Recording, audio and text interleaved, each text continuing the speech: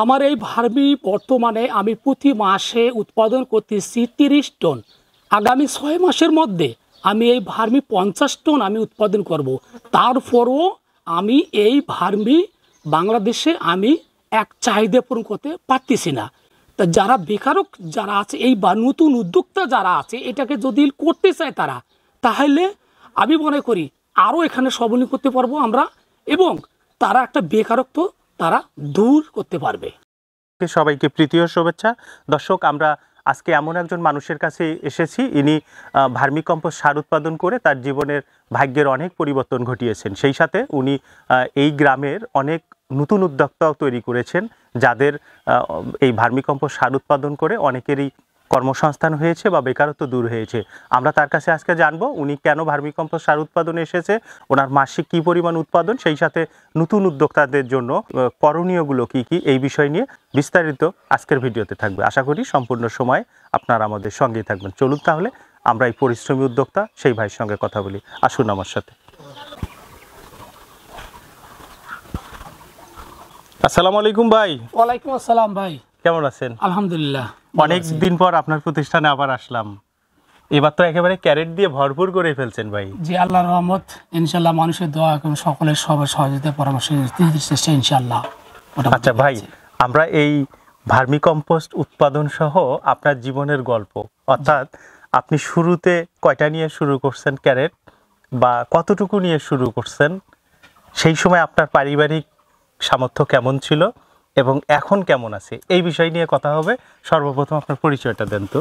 আমার নাম মোহাম্মদ আসাদুজ্জামান, রংপুর জেলা, মিঠাপুকুর থানা। প্রথম অবস্থায় রিং করি আমি তিনটা রিং দিয়ে করার পর তারপরে হাউস গেছিলাম, হাউসে করছিলাম। হাউস করার পরে তারপরে কিন্তু আমি ক্যারেটে চলে যাচ্ছি। আচ্ছা, আপনি এই ভার্মি কম্পোস্টের আগে আপনি কি কাজ করতেন বা কি ধরনের পেশায় ছিলেন? আসলে এই ভার্মি কম্পোস্টের আগে কিন্তু আমি সর্বপ্রথম আমি কিন্তু মুদিখানা ব্যবসা করি। ওখান থেকে করার পরে কিন্তু আমি দীর্ঘ 9 বছর আমি বানিয়া কাজ করি, অর্থাৎ আমি একজন বানিয়া কাজের কারিগর, অর্থাৎ শিল্পী একজন। তারপরে ওখান থেকে আমি ব্যবসা করি, বিকাশ, আচ্ছা, মোবাইল টোবাইল, জি, তারপরে পাশাপাশি ডাচ ম্যাগাজিন, ব্যাংক, এগুলো কিন্তু ব্যবসা আমি করেছি। আসলে সব মানে এই ব্যবসাগুলো করতে যায় আসলে ওই জিনিসগুলো আসলে আমার মনে জানি কেন মন বসে না। অনেক ব্যবসায় বেড়ে দিকে আসলে যখন দেখলাম ভার্মি কম্পোস্টের মধ্যে আমার কিন্তু আমি যখন দেখলাম ব্যবসাটা আসলে একটা খাঁটি জিনিস, আর যদিও আমাদের শ্রম অনেক এনে সেটা মানে ব্যবসাটা হালাল। আচ্ছা ভাই, আপনার সর্বশেষ যে ব্যবসাটা ছিল মোবাইল, ফ্লেক্সি ইত্যাদি ইত্যাদি, তো ওগুলো তো ভাই অনেক ভদ্র জায়গার ব্যবসা বা এসি রুমের ব্যবসা, তো সেই ব্যবসা বাদ দিয়ে আপনি এই গোবর কেঁচো এইটাতে কেন আসলেন ভাই? আপনি কথাটা ঠিক বলছেন যে আসলে ওই ব্যবসার জগৎটা কিন্তু আসলে স্ট্যান্ডার্ড ব্যবসা, সবসময় টাকা পয়সা নাড়ছি আমি। আচ্ছা, কিন্তু তারপরও আমার কেন জানি আমার মনে ওটা মানে আমার মনে এখানে যদিও মনে করতে লাভ অংশ দেখা যাচ্ছে ভালো, কিন্তু ওখানে একটু কিন্তু আছে, দেখা যাচ্ছে আমার বাচ্চা আছে, আমার মা আছে, এদেরকে ভেবেচিন্তে আমি কিন্তু দেখা যায় আমি সঠিক একটা নিরাপদ একটা খাদ্য এবং সব মিলে আর কি আমি একটা জীবনযাপনটা আমি সঠিকভাবে পরিচালনা করতে পারি, যার ফলে আমি ভার্মি কম্পোস্টে আমার আশা। আচ্ছা, পারিবারিক জীবনে আপনার কে কে আছে?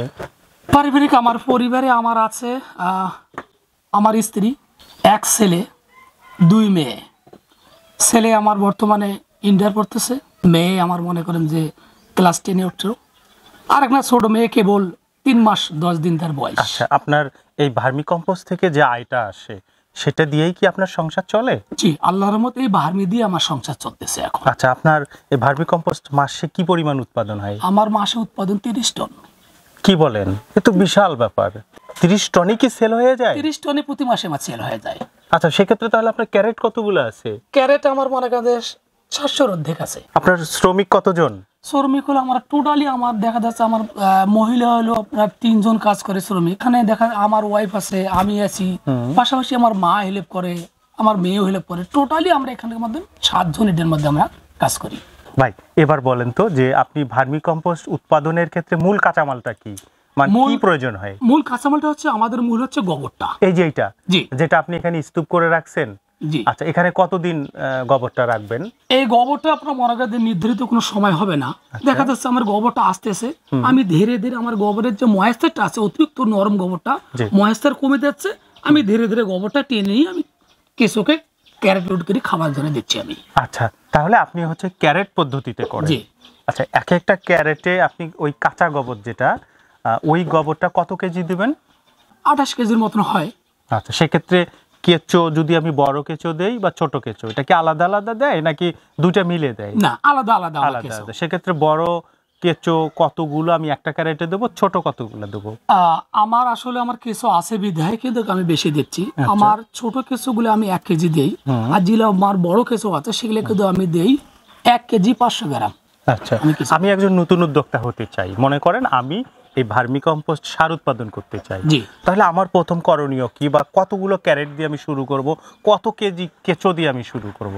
আসলে মূলত আপনি এটা যদি করেন, দেখা যাচ্ছে আপনি যদি দেখা যাচ্ছে নিজের একটা যদি সাবলী মনে করেন যে আমি একটা এটার মধ্যে একটা নির্ভরশীল হতে চাই, আচ্ছা। সেই ক্ষেত্রে মনে করেন যে আপনার একটা নিম্ন একটা ইয়ে আছে, যদি 20টা ক্যারেট যদি করে বা 50টা যদি করে, সে একটা লোক তার নির্ভীতি তার একটা জীবনযাপন সে করতে পারবে। আচ্ছা, আমরা যে বড় কেঁচোটা দিচ্ছি, দেখা যাচ্ছে যে 1500 গ্রাম অর্থাৎ 1.5 কেজি দিচ্ছি, এটা কিন্তু আমাদের 10 দিনে মাল আসতেছে। জি। এখন দেখা যাচ্ছে ওই 1.5 কেজি কিছু অনেকে যারা নতুন উদ্যোক্তা অত তো দেখা যাচ্ছে অত সমর্থ তাদের নাও হইতে পারে, সেক্ষেত্রে তারা যদি হাফ কেজি করে যদি দেয়, নতুন উদ্যোক্তা যদি দেয়, সেক্ষেত্রে দেখা যাচ্ছে 20 থেকে 22 দিন সময় লাগবে একটা ক্যারেট হতে। আচ্ছা, অর্থাৎ কাঁচা গোবরটাতে হাফ কেজি বড় কেঁচো দিলে 20 থেকে 22 দিনের 22 ভেতর ভার্মিতে রূপান্তরিত হয়ে যাবে। জি। আচ্ছা, রূপান্তরিত হলে এরপর আমি কি করব? এরপরে যখন সারটা যখন হয়ে যাবে, তখন ওই যে মনে করেন যে ক্যারেট থেকে ঢালবে তারা, ওই যে ওখানে যেটা আমাদের আপারা যে কাজটা যে করছেন, কাজ করতেছে ওই যে কেঁচো আলাদা করছে, ওই রকম ভাবে কেঁচো আলাদা করবে খুব সহজে। আচ্ছা। এটা এমন কোনো কঠিন কাজ না। মানে ওখানে ঢাললাম, ঢালার পর ঢালার পরে মনে করেন যে ওই কাভারে দিয়ে সারগুলা টেনে টেনে নেবে, নিলাম, নেওয়ার পর ওই সারটা তুলে দেবে, কেঁচোগুলো আবার ওই কেঁচোগুলো জি। যে ক্যারেটগুলো ঢালা হয়েছে ওই ক্যারেটগুলোর মধ্যে দেওয়া আচ্ছা হবে। ভাই, আর একটা কথা আমাকে বলেন তো, সেটা হচ্ছে আমি যে হাফ কেজি কেঁচো বড় কেঁচো একটা ক্যারেটে দিলাম, জি। তো এটা 20-22 দিন থাকার পর এরা বাচ্চা দেবে না? আসলে এটা কিন্তু বাচ্চা সর্বপ্রথম আগে ডিম দেবে। এটা ডিম কিন্তু দেবে হলো শীতকালে, আচ্ছা। গরমকালে কিন্তু ডিম দেবে না, গরম করে বাচ্চা হবে না। দেখা যাচ্ছে হাফ কেজি কেঁচো যে আপনি নিলেন, দেখা যাচ্ছে ওটা কিন্তু ছোট আছে, এই 20 থেকে 22 দিন পরে দেখা যাচ্ছে ওখানে বাড়তি হবে, কিন্তু ওরা যখন শরীর ভালো হবে ওয়েট বাড়বে, কিন্তু কেঁচো বাড়তি হবে না। আচ্ছা, সেক্ষেত্রে আমি হাফ কেজি দিলাম, 20-22 দিন পর ওখানে কতগুলো কেঁচো আমার একটা ক্যারেটে আসবে?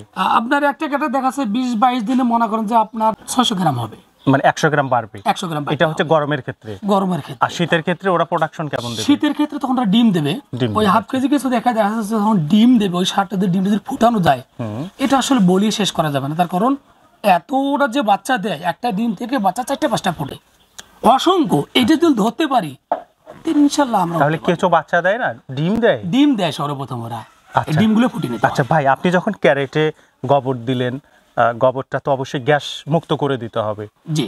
কেঁচো দিলেন, তো এই কেঁচোটা কি বের হয়ে যাবে না? না, কেঁচো বের হবে না, যদি ওখানে গোবর ঠান্ডা থাকে, যদি কোনো গ্যাস না হয়, ওরা বাইরে বের হবে না। এই যে এখন গরম, সেক্ষেত্রে কি আমাদেরকে পানি স্প্রে করতে হবে কিনা? হ্যাঁ, একটু হালকা পানি স্প্রে। দেখা যাচ্ছে উপরে আপনি গোবরটা দিচ্ছেন, আপনাকে একটু ফলো রাখতে হবে যে আপনি ক্যারেটে গোবর দিচ্ছেন উপরে যেন যাতে না শুকে যায়। জি। উপরটা যখন শুকে যাবে, ওই শুকে যে তাপটা তখন নিচে যাবে, তখন কিন্তু ওই জিনিসটা আপনার গ্যাস ফর্ম করতে পারে। তো ওটা কি করতে হবে, আপনাকে পানি দিয়ে স্প্রে করতে হবে, যাতে উপর ঠান্ডা থাকলে আপনার ক্যারেটের ভিতরেও ঠান্ডা থাকবে, কোনো সমস্যা হবে না। আচ্ছা, আমরা এই উপর থেকে যে ভার্মিটা নিলাম, এটা নেওয়ার পর কি নেটিং করতে হয় কিনা? এটা নিটিং করতে হবে। নেটিং মেশিন কেনার মতো আমার টাকা নেই, সেক্ষেত্রে আমি কি করব?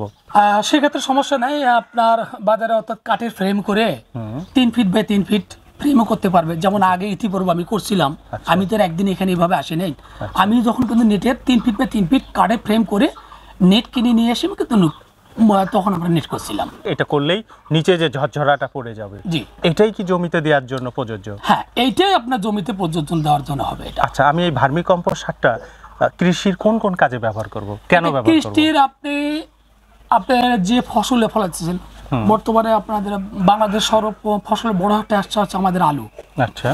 আলু দিতে পারবেন, আপনি গম দিতে পারেন, ভুট্টা দিতে পারেন, অর্থাৎ যে কোনো ফসল আমাদের যে দেশে যে ফসল আছে আপনার যে গাছপালা এনে যে কোনো গাছপালা আপনি দিতে পারবেন। তাতে আমার ফলন কেমন হবে? ফলন নিশ্চয় হবে এবং রাসায়নিক থেকে আপনি 50% আপনার খরচ কমে আসবে। এখন এই ভার্মি আপনি যদি ব্যবহার করেন কৃষক অনেক লাভবান হবে। তার কারণ হচ্ছে লাভবান, এই ভার্মিটাতে যখন আবাদ করবে একটা সময় আসবে তাদের প্রতিটা ফসলে যদি ভার্মি যদি ইউজ করে 100 থেকে 5 কেজি করে, তাহলে তাদের রাসায়নিক সার আপনার কমে আসবে। অর্থাৎ রাসায়নিক এর আগে যদি দিয়েছিল দেখা যায় 100 থেকে 1 কেজি, এটাকে দেওয়ার পর আপনার ওদের লাগবে হাফ কেজি, তাহলে কৃষকের খরচ কমে আসলো।